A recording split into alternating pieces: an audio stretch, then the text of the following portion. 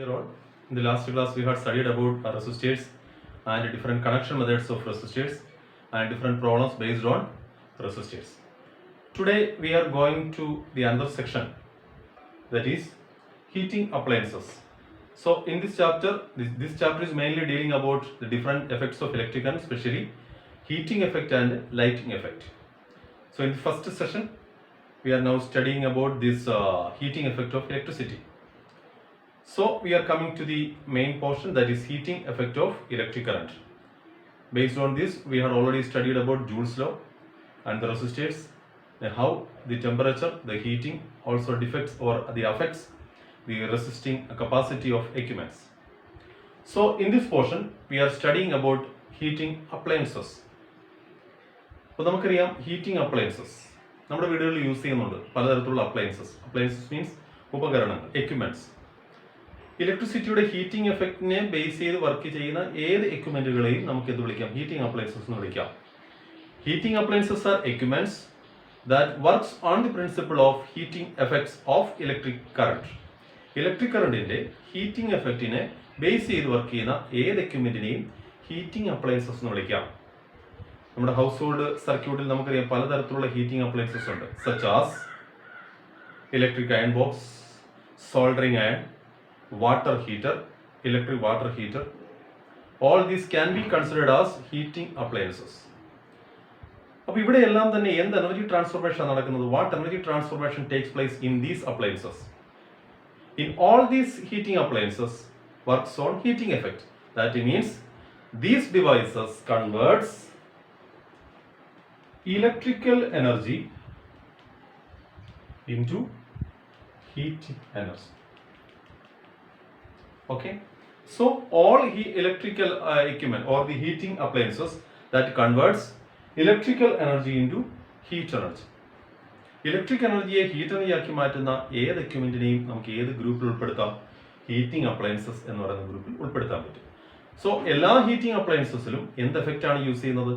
Heating effect ആണ് use ചെയ്യുന്നത്. So ഈ ഡിവൈസുകളിലൊക്കെ തന്നെ ഹീറ്റിംഗ് എഫക്റ്റ് ആണ് വർക്ക് ചെയ്യുന്നത്. ഹീറ്റിംഗ് എഫക്റ്റ് ഉപയോഗിച്ചാണ് ഇതെല്ലാം വർക്ക് ചെയ്യുന്നത് ഞാൻ പറഞ്ഞു. Electric energy heat energy convert ചെയ്യുന്നു പറഞ്ഞു. അപ്പോൾ ഇവിടെ ഈ കൺവേർഷൻ നടത്തുവാൻ വേണ്ടി ഈ ഡിവൈസുകളിലെല്ലാം തന്നെ ഒരു പ്രധാനമായ ഭാഗമുണ്ട്. The most important part of these heating appliances commonly called heating coil. Heating coil എന്നാണ് ഈ മെയിൻ പാർട്ടിനെ വിളിക്കുന്നത്. സോ ഓർത്തിരിക്കുക, ഹീറ്റിംഗ് അപ്ലയൻസിന്റെ ഏറ്റവും ഇമ്പോർട്ടൻ്റ് ആയിട്ടുള്ള പാർട്ടാണ് ആര്? Heating coil. ഇപ്പൊ എല്ലാ ഹീറ്റിംഗ് അപ്ലയൻസിലും ഹീറ്റിംഗ് കോയിൽ ഉണ്ടോ എന്ന് ചോദിച്ചു കഴിഞ്ഞാൽ ഇല്ലെന്ന് പറയേണ്ടി വരും. കാരണം നമ്മുടെ വീട്ടിൽ ഉപയോഗിക്കുന്നുണ്ട് മൈക്രോവേവ് ഓവൻ, ഇൻഡക്ഷൻ കുക്കർ, ഇതെല്ലാം ഹീറ്റിംഗ് അപ്ലയൻസ് ആണ്. പക്ഷേ ഇവിടെ ഈ രണ്ട് എക്യുപ്മെന്റുകൾക്കകത്തും ഹീറ്റിംഗ് കോയിൽ എന്നൊരു സംഭവമില്ല. ഹീറ്റിംഗ് കോയിലാണ് യഥാർത്ഥത്തിൽ എന്ത് ചെയ്യുന്നത്? Electric energy heat energy convert ചെയ്യപ്പെടുന്നു. പക്ഷേ ചില ഹീറ്റിംഗ് അപ്ലയൻസിൽ എന്തില്ല? ഹീറ്റിംഗ് കോയിൽ ഇല്ല. അപ്പോൾ നമുക്ക് പറയാൻ പറ്റും ഹീറ്റിംഗ് കോയിൽ എന്ന് പറയുന്നത് ഹീറ്റിംഗ് അപ്ലയൻസിന്റെ മെയിൻ പാർട്ട് ആണെങ്കിലും എല്ലാ ഹീറ്റിംഗ് അപ്ലയൻസിലും എന്തില്ല? ഹീറ്റിംഗ് കോയിൽ ഇല്ല. മൈക്രോവേവ് ഓവനിൽ മൈക്രോവേവ്സ് ആണ് അവിടെ ഹീറ്റ് എനർജി പ്രൊഡ്യൂസ് ചെയ്യുന്നത്. ഇൻഡക്ഷൻ കുക്കറിലും മറ്റൊരു ഇൻഡക്ഷൻ പ്രോസസ് ആണ്, നമ്മൾ നെക്സ്റ്റ് ചാപ്റ്ററിൽ പഠിക്കും.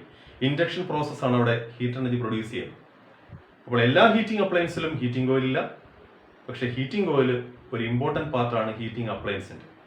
ഇലക്ട്രിക് അയൺ ബോക്സിൽ ഹീറ്റിംഗ് കോയിലുണ്ട്, സോൾഡറിംഗ് അയണിൽ ഹീറ്റിംഗ് കോയിലുണ്ട്, വാട്ടർ ഹീറ്ററിൽ ഇലക്ട്രിക് വാട്ടർ ഹീറ്ററിൽ അവിടെ ഒക്കെ തന്നെ ഹീറ്റിംഗ് കോയിലുണ്ട്. മനസ്സിലായല്ലോ? അപ്പോൾ ഹീറ്റിംഗ് കോയിൽ എന്ന് പറയുന്നത് എല്ലാ ഹീറ്റിംഗ് അപ്ലയൻസിന്റെയും മെയിൻ ആയിട്ടുള്ള ഒരു പാർട്ടാണ്. സോ അപ്പം ഹീറ്റിംഗ് അപ്ലയൻസ് ആണ് ഞാൻ പറഞ്ഞത്. Heating appliances are equipments that converts electric energy to heat energy. Electric എനർജിയെ ഹീറ്റ് എനർജി ആക്കി മാറ്റുന്ന ഏത് എക്യുപ്മെന്റിനെ നമുക്ക് ഹീറ്റിംഗ് അപ്ലയൻസ് എന്ന് വിളിക്കാം. അവിടെ എന്ത് എഫക്റ്റ് ആണ്? ഹീറ്റിംഗ് എഫക്റ്റ് ആണ് അവിടെ യൂസ് ചെയ്തിരിക്കുന്നത്. എല്ലാ ഇലക്ട്രിക് ഹീറ്റിംഗ് അപ്ലയൻസിന്റെയും മെയിൻ പാർട്ട് എന്തായിരിക്കും? ഒരു ഹീറ്റിംഗ് കോയിലായിരിക്കും. ഡിഫറെന്റ് ഹീറ്റിംഗ് എക്യുപ്മെന്റ്സിനെ, ഹീറ്റിംഗ് അപ്ലയൻസിനെ കുറിച്ച് നമുക്ക് നമ്മുടെ വീടുകളിൽ യൂസ് ചെയ്യുന്നുണ്ട്. അവിടെ എല്ലാം മെയിൻ പാർട്ട് ആരായിരിക്കും? ഹീറ്റിംഗ് കോയിലായിരിക്കും. അപ്പൊ നമ്മൾ ഇനി അടുത്ത ഹീറ്റിംഗ് കോയിലിലേക്കാണ് അടുത്ത് വരുന്നത്. നമുക്ക് നോക്കാം.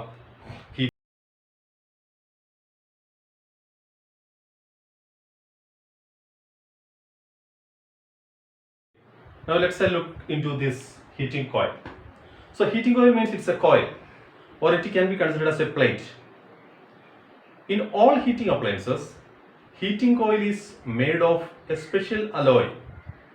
You know about alloy. What is an alloy? Alloy is a mixture of two or more elements, which may be metals or non-metals. Normally alloy metals. Alloy means more than two elements. അപ്പോൾ two മെറ്റൽസിന്റെ കോമ്പിനേഷനെയാണ്, more than two എലമെന്റ്സിന്റെ മെറ്റൽസിന്റെ കോമ്പിനേഷൻ നമുക്ക് alloy എന്ന് വിളിക്കാം. So ഇവിടെ ഉപയോഗിക്കുന്ന ഒരു സ്പെഷ്യൽ അലോയ് ആണ് nichrome. Nichrome is an alloy. ഇവിടെ എല്ലാ ഹീറ്റിംഗ് അപ്ലയൻസിലും ഉപയോഗിക്കുന്ന ഹീറ്റിംഗ് കോയിലായിട്ട് ഉപയോഗിക്കുന്ന അലോയ് ആണ് നിക്രോം. വളരെ ഇമ്പോർട്ടൻ്റ് ആണ്. ഈ എലമെന്റിന്റെ പേര് ഓർത്തിരിക്കണം, ഈ അലോയുടെ പേര് ഓർത്തിരിക്കണം. നിക്രോം എന്നാണ് ഈ അലോയുടെ പേര്. എല്ലാ ഹീറ്റിംഗ് അപ്ലയൻസിലും ഹീറ്റിംഗ് കോയിൽ നിർമ്മിക്കുവാൻ വേണ്ടി യൂസ് ചെയ്തിരിക്കുന്ന അലോയ് ആണ് nichrome. Nichrome is an alloy of nickel, chromium, manganese and iron. Nichrome is an alloy of nickel, chromium, manganese and iron. നിക്കലിന്റെയും ക്രോമിയത്തിന്റെയും മാംഗനീസിന്റെയും അയണിന്റെയും ഒരു അലോയ് ആണ് ആര്? നിക്രോം. സോ നിക്രോം ആണ് എല്ലാ ഹീറ്റിംഗ് അപ്ലയൻസിലും എന്തായിട്ട് ഉപയോഗിച്ചിരിക്കുന്നത്? ഹീറ്റിംഗ് കോയിലായിട്ട് യൂസ് ചെയ്തിരിക്കുന്നത്. സോ എന്തുകൊണ്ട് ഈ ഹീറ്റിംഗ് കോയിലായിട്ട് നിക്രോം തന്നെ പ്രിഫർ ചെയ്തിരിക്കുന്നു അല്ലെങ്കിൽ സെലക്ട് ചെയ്തിരിക്കുന്നു ചോദിക്കുമ്പോൾ തീർച്ചയായിട്ടും നിക്രോമിന്റെ ചില സ്പെഷ്യാലിറ്റി തന്നെയാണ്. നിക്രോമിന് ചില പ്രോപ്പർട്ടീസ് ഉണ്ട്. നമ്മുടെ ഇലക്ട്രിക് അയൺ ബോക്സിൽ നിക്രോം ഉപയോഗിക്കാൻ കാരണം, ഹീറ്റിംഗ് കോയിലായിട്ട് നിക്രോം ഉപയോഗിക്കാൻ കാരണം നിക്രോമിന്റെ ചില സ്പെഷ്യാലിറ്റിയാണ്. അത് നമുക്ക് നോക്കാം. Nichrome has, first point, high resistivity. High resistivity. Nichrome has high melting point.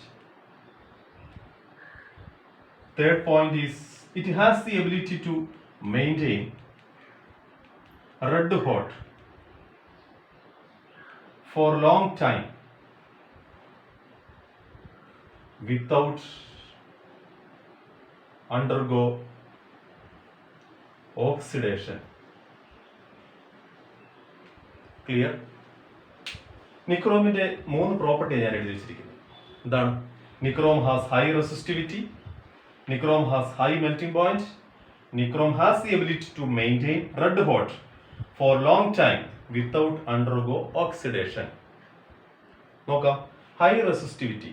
Resistivity means the resistive power of a metal. ഒരു മെറ്റലിന്റെ resistive power, opposing power to oppose the flow of electric current, അതിനെയാണ് നമ്മൾ resistivity എന്ന് വിളിക്കുന്നത്. So high resistivity ആണ്, high resistance ആണ് ആർക്കുള്ളത്? നിക്രോമിനുള്ളത്. എന്ന് പറഞ്ഞാൽ ഇലക്ട്രിസിറ്റി കടന്നു വരുമ്പോൾ ഇത് ശരിക്കും ഒപ്പോസിങ്, തടയും. റെസിസ്റ്റിവിറ്റി കൂടുമ്പോൾ അഡ്വാൻറ്റേജ് എന്താണ്? റെസിസ്റ്റിവിറ്റി കൂടുമ്പോൾ നമ്മൾ പഠിച്ചു, as the resistance increases the heat develop in it also will increase. So resistivity കൂടുതൽ കൊണ്ട് ഇതിനകത്ത് ഹീറ്റ് പെട്ടെന്ന് ഡെവലപ്പ് ആവും.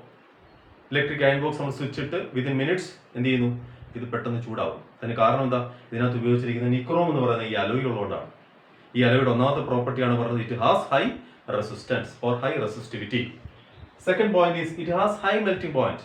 അറിയാലോ മെൽറ്റിംഗ് പോയിന്റ് എന്താണെന്ന് അറിയാം? The particular temperature at which a solid substance starts to melt is called melting point. So high melting point ആണ് ആർക്കുള്ളത്? നിക്രോമിനുള്ളത്.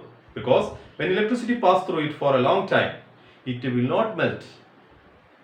Okay, അത് മെൽറ്റ് ചെയ്യുന്നില്ല. മെൽറ്റ് ചെയ്യുന്നെങ്കിലോ നമുക്ക് പെട്ടെന്ന് മെൽറ്റ് ആയി പോകാൻ. ഇലക്ട്രിക് അയൺ ബോക്സ് ഒക്കെ ഓൺ ആക്കുമ്പോൾ തന്നെ പെട്ടെന്ന് എന്ത് ചെയ്യുന്നു?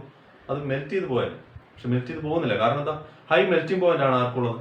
നിക്രോമിനുള്ളത്. Third point is the important one. The most important property of nichrome is it has the ability to maintain red hot.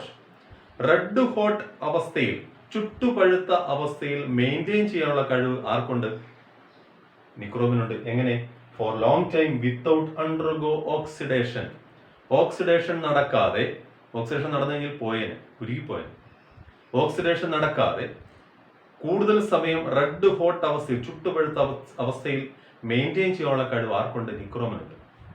അതുകൊണ്ടാണ് ലോങ് ടൈമിൽ നമ്മൾ അയൺ ബോക്സ് യൂസ് ചെയ്യുമ്പോഴും ഇത് മെൽറ്റ് ചെയ്യാതെ പോവാത്തത്. റെഡ് ഹോട്ട് ആയിരിക്കും അവിടെ അങ്ങനെ തന്നെ മെയിൻറ്റെയിൻ ചെയ്യും. So these 3 properties are the main properties of nichrome. So nichrome is the alloy that is using as the heating oil of electric heating appliances. Because nichrome is an alloy which has high resistivity, high melting point, and it has the ability to maintain red hot for a long time without oxidation. So what are the component elements of nichrome? nickel, chromium, manganese and iron. I think you had got all these points that I had discussed. The 3 points, 3 main peculiarity of nichrome is high resistivity, high melting point, and it has the ability to maintain red hot for a long time without undergo oxidation. So heating appliances, the main heating appliances means the equipment that converts electric energy to heat energy. The main portion of heating appliances is the heating coil. Heating coil is made up of an alloy called nichrome. Nichrome has high resistivity, high melting point, and it has the ability to remain red hot for a long time without oxidation. What are the component element of nichrome? Nickel, chromium, manganese and iron. So next we are going to another important portion, that is safety fuse. നിങ്ങളെല്ലാം കേട്ടിട്ടുള്ളതാണ്, കണ്ടിട്ടുള്ളതാണ് അല്ലേ safety ഫ്യൂസിനെ കുറിച്ച്. നമ്മുടെ വീടുകളിൽ ഉപയോഗിക്കുന്ന നമ്മുടെ main സ്വിച്ചിൻ്റെ അവിടെ വെച്ചിരിക്കുന്ന ഒരു ഫ്യൂസ്, ഒരു വൈറ്റ് കളറിലുള്ള ഒരു ഫ്യൂസ് ഉണ്ടാവും. ഈ സേഫ്റ്റി ഫ്യൂസ് എന്തിനു വെച്ചിരിക്കുന്നു? ഇതും ഒരു ഹീറ്റിംഗ് എഫക്റ്റ് തന്നെയാണ്. കാരണം അവിടെയും ഇലക്ട്രിക് എനർജി ഹീറ്റ് എനർജി ആയിട്ട് തന്നെയാണ് കൺവേർട്ട് ചെയ്യുന്നത്. അപ്പോൾ ഹീറ്റിംഗ് എഫക്റ്റ് തന്നെയാണ് അവിടെയും അപ്ലൈ ചെയ്തിരിക്കുന്നത്. ഈ സേഫ്റ്റി ഫ്യൂസ് എന്താണ്, അല്ലെങ്കിൽ എങ്ങനെയാണ്, എന്തുകൊണ്ടാണ് ഈ സേഫ്റ്റി ഫ്യൂസ് പേര് വരാൻ കാരണം, ഹൗ ഇറ്റ് പ്രൊവൈഡ്സ് സേഫ്റ്റി, ഇതൊക്കെയാണ് നമ്മൾ അടുത്തത് നോക്കാൻ പോകുന്നത്. അതിനു മുന്നേ, before that I am going to teach you some points. You are already familiar about these terms: short circuit, overloading, insulation failure. Because newspaper നമ്മൾ മിക്കവാറും കാണുന്നതാണ് അല്ലേ, ഷോർട്ട് സർക്യൂട്ട് മൂലം വൻ അപകടമുണ്ടായി, വൻ തീപിടുത്തമുണ്ടായി, ബിൽഡിംഗ് വരെ കത്തിപ്പോയി. കൂടുതലും ഗൾഫ് രാജ്യങ്ങളിലൊക്കെയാണ് ഇത് നടക്കുന്നത്. മനസ്സിലായി? അപ്പം എന്താണ് ഷോർട്ട് സർക്യൂട്ട് അല്ലെ? ഷോർട്ട് സർക്യൂട്ടാണ് അപകട കാരണം എന്നൊക്കെ പറഞ്ഞ് ന്യൂസിനകത്ത് കാണിക്കുക. വലിയ വലിയ കടകളൊക്കെ കത്തിപ്പോകും. എന്താണ് ഷോർട്ട് സർക്യൂട്ട്? അതിനു മുന്നേ ഷോർട്ട് സർക്യൂട്ടിലേക്ക് വരുന്നതിന് മുമ്പായിട്ട് നമുക്ക് മറ്റൊരു കാര്യത്തിലേക്ക് കടക്കേണ്ടതായിട്ടുണ്ട്. നമുക്കറിയാം, നമ്മുടെ വീടുകളിൽ ഉപയോഗിക്കുന്ന ഏതൊരു എക്യുപ്മെന്റ് ആയിക്കോട്ടെ, ഒരു ബൾബ് ആയിക്കോട്ടെ, നിങ്ങളുടെ മൊബൈൽ ചാർജർ ആയിക്കോട്ടെ, ഏത് എക്യുപ്മെന്റും ആയിക്കോട്ടെ, വർക്ക് ചെയ്യണമെങ്കിൽ 2 ലൈൻ കണക്ഷൻ നമ്മൾ ഉപയോഗിക്കാറുണ്ട് അല്ലേ? 2 ലൈൻ ഉണ്ടായിരിക്കും അതിനകത്തേക്ക്. ഏത് വയറും എടുത്ത് നോക്കിക്കോളൂ, അതിനകത്ത് 2 വയറ് കാണും. എന്തൊക്കെയായിരിക്കും ആ വയറുകൾ? അത് ഒന്നിനെ നമ്മൾ വിളിക്കും ഫേസ് ലൈൻ എന്നും, മറ്റൊന്നിനെ വിളിക്കും ന്യൂട്രൽ ലൈൻ എന്നും വിളിക്കും. 2 ലൈൻ കണക്ഷനാണ് എല്ലായ്പ്പോഴും എക്യുപ്മെന്റിന്റെ വർക്കിങ്ങിന് വേണ്ടി യൂസ് ചെയ്യും. Phase means high voltage current, neutral means 0 voltage. നമുക്കറിയാം, നമ്മൾ സ്റ്റാർട്ടിങ്ങിലെ ഞാൻ പറഞ്ഞു, ഇലക്ട്രിസിറ്റി എന്ന് പറയുന്നത് ഇലക്ട്രിക് കറണ്ട് ആണ്, കറണ്ട് ഓഫ് ചാർജാണ്. സോ അവിടെ ഫ്ലോ ആണ് നടക്കുന്നത്. അപ്പോൾ ഫ്ലോ നടക്കണമെങ്കിൽ ഒരു പൊട്ടൻഷ്യൽ ഡിഫറൻസ് ഉണ്ടാവണം എന്നൊക്കെ നമ്മൾ പഠിച്ചു അല്ലേ? പൊട്ടൻഷ്യൽ എനർജിയുടെ ഡിഫറൻസ് ഉണ്ടാവണം, എങ്കിൽ മാത്രമേ ഇലക്ട്രിസിറ്റി ഫ്ലോ ചെയ്യുകയുള്ളൂ. ഇങ്ങനെ ഒരു ഹൈയിൽ നിന്ന് ലോയിലേക്കായിരിക്കും എല്ലായ്പ്പോഴും ചാർജുകൾ ഫ്ലോ ചെയ്യുന്നത്. അത് തന്നെയാണ് ഫേസിന്റെയും ന്യൂട്രലിന്റെയും ഇമ്പോർട്ടൻസ്. ഫേസിലൂടെ ഹൈ വോൾട്ടേജ് വരുന്നു, ഹൈ പൊട്ടൻഷ്യലാണ് ഫേസ്, ലോ പൊട്ടൻഷ്യലാണ് ന്യൂട്രൽ. സോ ഇത് രണ്ടും ഉണ്ടെങ്കിൽ, 2 വയർ കണക്ഷൻ ഉണ്ടെങ്കിൽ മാത്രമേ ഇലക്ട്രിസിറ്റി ഒരു പോയിന്റിൽ നിന്ന് മറ്റൊരു പോയിന്റിലേക്ക് ഫ്ലോ ചെയ്യുകയുള്ളൂ. ഫ്ലോ ചെയ്യണമെങ്കിൽ ഇതിന്റെ ഇടയ്ക്ക് ഡയറക്റ്റ് ആയിട്ട് കോണ്ടാക്ട് വരാൻ പാടില്ല. പകരം ഇതിന്റെ ഇടയ്ക്ക് നമ്മൾ ഒരു എക്യുപ്മെന്റ് കണക്ട് ചെയ്യും. ആ എക്യുപ്മെന്റിനെ നമ്മൾ ലോഡ് എന്ന് വിളിക്കാം. Clear? So whenever or when a phase and neutral line comes direct contact, clear? ഫേസും ന്യൂട്രൽ ലൈനും തമ്മിൽ എപ്പോഴെങ്കിലും ഡയറക്റ്റ് കോണ്ടാക്ട് വന്നു കഴിഞ്ഞാൽ a large amount of current will flows through the circuit because the resistance suddenly drops down. ഫേസും ന്യൂട്രലും ലൈനുകൾ തമ്മിൽ എപ്പോഴാണോ ഡയറക്റ്റ് കോണ്ടാക്ട് വരുന്നത്, ആ സമയത്ത് സർക്യൂട്ടിന്റെ റെസിസ്റ്റൻസ് പെട്ടെന്ന് താഴും. റെസിസ്റ്റൻസ് പെട്ടെന്ന് താഴുകയും ഹൈ കറണ്ട് സർക്യൂട്ടിലൂടെ ഫ്ലോ ചെയ്യുകയും ചെയ്യും. ഇതിനെ വിളിക്കുന്ന പേരാണ് ഷോർട്ട് സർക്യൂട്ട്. ഞാൻ സെന്റൻസിനകത്ത് ക്ലിയർ ആയിട്ട് പറഞ്ഞു, ഡയറക്റ്റ് കോണ്ടാക്ട് വരുന്ന കേസാണ് പറഞ്ഞത്. എന്നാൽ അതിന്റെ ഉള്ളിൽ ഒരു എക്യുപ്മെന്റ് വെച്ച് കഴിഞ്ഞാൽ, ഫേസിനും ന്യൂട്രലിനും ഇടയിലായിട്ട് ഒരു ബൾബ് നമ്മൾ വെച്ച് കഴിഞ്ഞാൽ ബൾബ് വർക്ക് ചെയ്യും, ഒരിക്കലും ഷോർട്ട് ആവുകയില്ല, പൊട്ടിത്തെറിക്കുകയില്ല. വീടുകളൊന്നും പൊട്ടിത്തെറിക്കില്ല, വീടുകൾ കത്തിപ്പോവുകയില്ല. മനസ്സിലായി? അപ്പം ഈ ഫേസിനും ന്യൂട്രലിനും ഇടയിലായിട്ട് ഒരു എക്യുപ്മെന്റ് കണക്ട് ചെയ്യുന്ന ആ എക്യുപ്മെന്റിനെ വിളിക്കുന്ന പേരാണ് load. So when a load is installing in between a phase and neutral, short circuit will not happen. If there is a direct contact between phase and neutral, short circuit will happen. Clear? അപ്പോൾ ഫേസും ന്യൂട്രലും തമ്മിൽ direct contact വരുന്നതിനെ വിളിക്കുന്ന പേരാണ് short circuit. അപ്പോൾ short circuit വരുമ്പോൾ എന്താ സംഭവിക്കുന്നത്? സർക്യൂട്ടിലെ റെസിസ്റ്റൻസ് താഴും, ഹൈ കറണ്ട് സർക്യൂട്ടിലൂടെ ഫ്ലോ ചെയ്യും.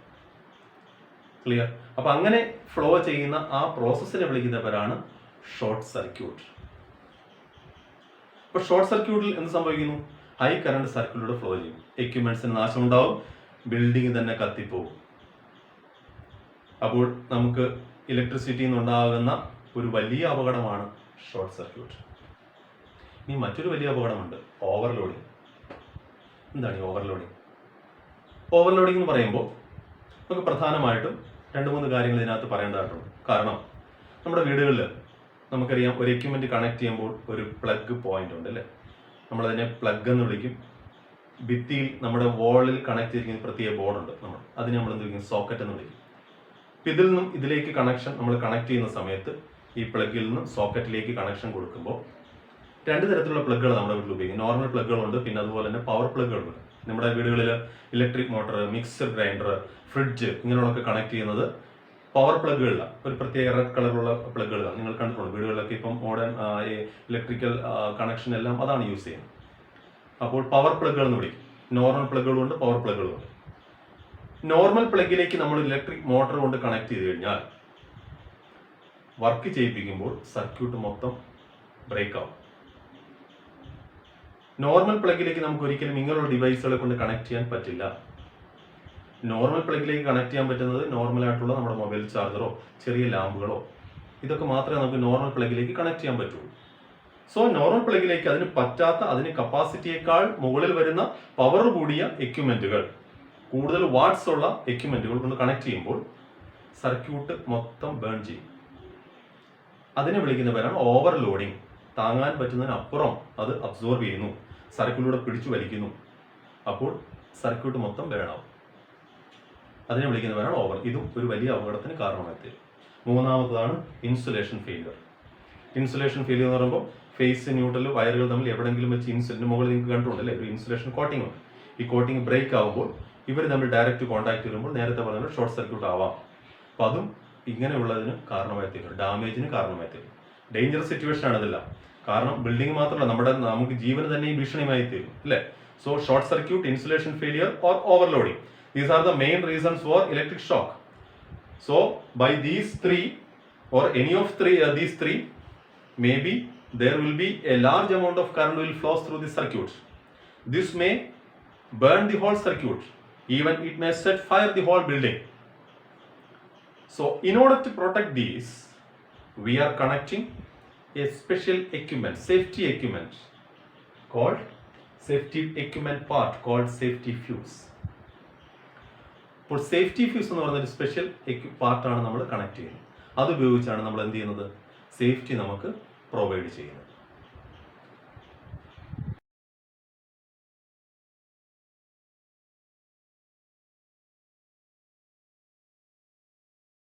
Okay, now we can move into this safety fuse. So safety fuse is a part of the household circuit which is normally connecting at the starting point of our electric connection. അതായത് നമ്മുടെ electric connection കൊടുക്കുന്ന main സ്വിച്ചിന്റെ അടുത്ത് തന്നെ ആയിരിക്കും സ്ഥാനം, safety ഫ്യൂസിന്റെ സ്ഥാനം. ഇത് series ആയിട്ടായിരിക്കും കണക്ട് ചെയ്യും. ഫേസ് ലൈനിലായിരിക്കും സേഫ്റ്റി ഫ്യൂസ് കണക്ട് ചെയ്യും. ഓർത്തിരിക്കണം, safety fuse always connecting in the phase line of the circuit, always in series to the circuit. Safety ഫ്യൂസിലെ ഏറ്റവും പ്രധാനപ്പെട്ട ഭാഗമാണ് അതിനകത്തൊരു ഫ്യൂസ് വയർ ഉണ്ട്. Fuse wire. So the main part of safety fuse is a fuse wire, which is an alloy of tin and lead. ടിന്നിന്റെയും ലെഡിന്റെയും മിക്സ്ചറാണ് ഫ്യൂസ് വയർ ആയി സാധാരണ യൂസ് ചെയ്യുന്നത്. ഇതിന്റെ പ്രോപ്പർട്ടീസ് നമുക്ക് നോക്കാം. ഫ്യൂസ് വയറിന്റെ ഏറ്റവും speciality high resistance, low melting point. നേരത്തെ നമ്മൾ പഠിച്ചു, നിക്രോമിന്റെ പ്രത്യേകത പഠിച്ചു അല്ലെ? നിക്രോമിന് high resistance and high melting point. But in the case of fuse wire, which is an alloy of tin and lead which has high resistance and low melting point. So എങ്ങനെയാണ് safety provide ചെയ്യുന്നത് നമുക്ക് നോക്കാം.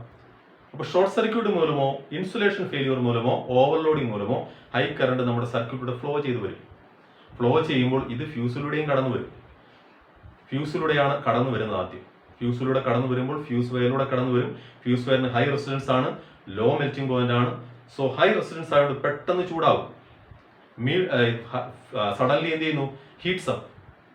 Suddenly heats up due to its high resistance. Suddenly heats up, but its low melting point.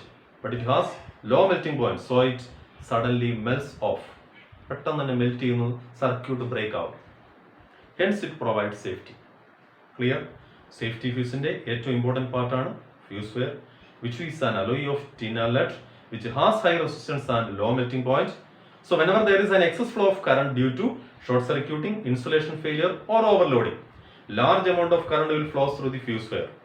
Fuse wire has this speciality, that is it has high resistance and low melting point. So it suddenly heats up and melts off. Hence it provide safety to us. ഇങ്ങനെയാണ് safety fuse നമുക്ക് safety provide ചെയ്യുന്നത്. കാരണം circuit പെട്ടെന്ന് break ആവും. അപ്പോൾ ആ സമയത്ത് work ചെയ്തുകൊണ്ടിരിക്കുന്ന ഹൈ കോസ്റ്റ് ആയിട്ടുള്ള എക്യുപ്മെന്റ്സ് ഉണ്ട് നമ്മുടെ വീടുകളിൽ, അല്ലേ? അപ്പോൾ ഈ എക്യുപ്മെന്റ്സുകളെല്ലാം തന്നെ സേഫായിട്ട് അവിടെ നിൽക്കും, മറ്റൊരു അപകടത്തിലേക്ക് എത്തിച്ചേരുകയില്ല, നമുക്ക് ജീവന് പ്രശ്നമുണ്ടാവുകയില്ല. അങ്ങനെയാണ് സേഫ്റ്റി ഫ്യൂസ് എന്ത് ചെയ്യുന്നത്? സേഫ്റ്റി പ്രൊവൈഡ് ചെയ്യുന്നത്. ഇന്ന് പഠിപ്പിച്ച കാര്യങ്ങളൊക്കെ തന്നെ വളരെ ഇമ്പോർട്ടൻ്റ് ആണ്. അപ്പം ഞാനിതിൻ്റെ ചില പിക്ചേഴ്സൊക്കെ ഇതിനകത്ത് ആഡ് ചെയ്യുന്നുണ്ട്. അപ്പോൾ അതുകൂടെ നിങ്ങൾ റെഫർ ചെയ്യുക. അതോടൊപ്പം തന്നെ ഈ പോർഷൻ നിങ്ങൾ ടെക്സ്റ്റിലെ പോർഷൻസ് വായിച്ചു നോക്കുക, റീഡ് ചെയ്യുക ക്ലിയർ ആയിട്ട്. അതുപോലെ തന്നെ എൻ്റെ ഈ ചാനൽ നിങ്ങൾ ലൈക്ക് ചെയ്യുക, ഷെയർ ചെയ്യുക, അതോടൊപ്പം തന്നെ സബ്സ്ക്രൈബ് ചെയ്യുക. ഓക്കെ, അപ്പോൾ നമുക്ക് അടുത്ത ക്ലാസ്സിൽ സേഫ്റ്റി ഫ്യൂസിൻ്റെ ബാക്കി കുറച്ച് പോർഷൻസ് കൂടെ നിങ്ങൾക്ക് പറഞ്ഞു തരാനുണ്ട്. കുറച്ചൊരു അഡീഷണൽ ആയിട്ട് വരുന്ന ചില ക്വസ്റ്റ്യൻസ് ഉണ്ട്, അഡ്വാൻസ്ഡ് ക്വസ്റ്റ്യൻസ് ഉണ്ട് ഇതിനകത്ത്. അതുകൂടെ നെക്സ്റ്റ് ക്ലാസ്സിൽ പറഞ്ഞുതരാം. നമുക്ക് നെക്സ്റ്റ് ക്ലാസ്സിൽ കണ്ടുമുട്ടാം. Till then bye.